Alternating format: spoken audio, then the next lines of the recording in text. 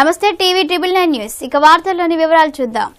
భద్రాద్రి కొత్తగూడెం జిల్లా ఇల్లందు మండలం మాణిక్యారం గ్రామ పంచాయతీలోని ఈరోజు బోగు బండారు కార్యక్రమం అంగరంగ వైభవంగా జరిగింది. ఈరోజు బంజారాల ఆరాధ్య దైవం శ్రీ శ్రీ సద్గురు సంత్ సేవలాల్ మహారాజ్ 285వ జయంతి ఉత్సవాలను అంగరంగ వైభవంగా మహాభోగ్ బండారు కార్యక్రమం దేశ తండా గ్రామం మాణిక్యారం పంచాయతీలో నిర్వహించడం జరిగింది.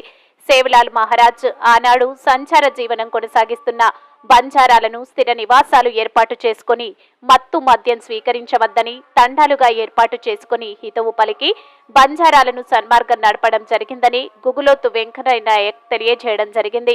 ఈ కార్యక్రమం దేశ తండా చంద్ నాయక్ ఆధ్వర్యంలో ఈ కార్యక్రమం నిర్వహించడం జరిగింది.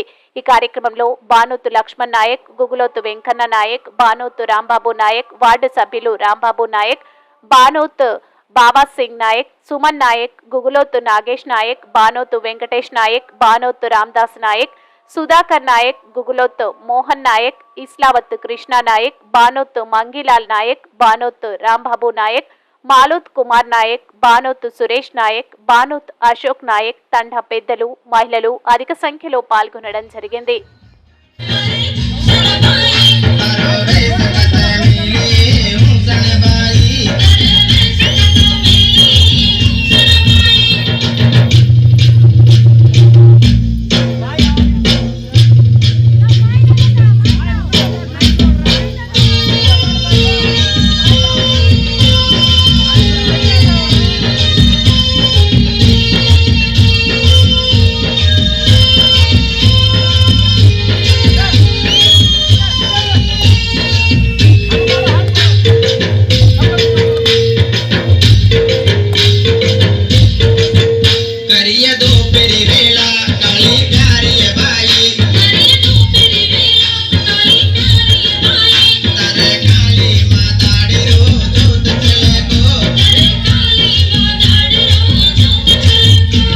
महाराज की जय बोलो मेरा माई आड़ी की जय बोलो मेरा माई आड़ी की जय बोलो सेवालाल महाराज की जय बोलो सेवालाल महाराज की बंद करके बंद करो घड़ी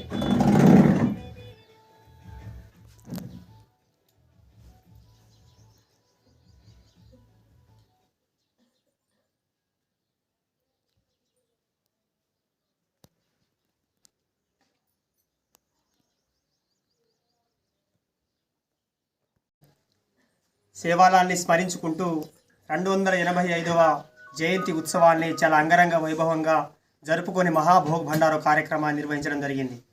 ఎందుకంటే సేవాలాల్ గారు 1739 ఫిబ్రవరి 15న జన్మించి బంజారాలందరినీ కూడా సన్మార్గంలో నడిపినటువంటి వ్యక్తి సేవాలాల్ గారు.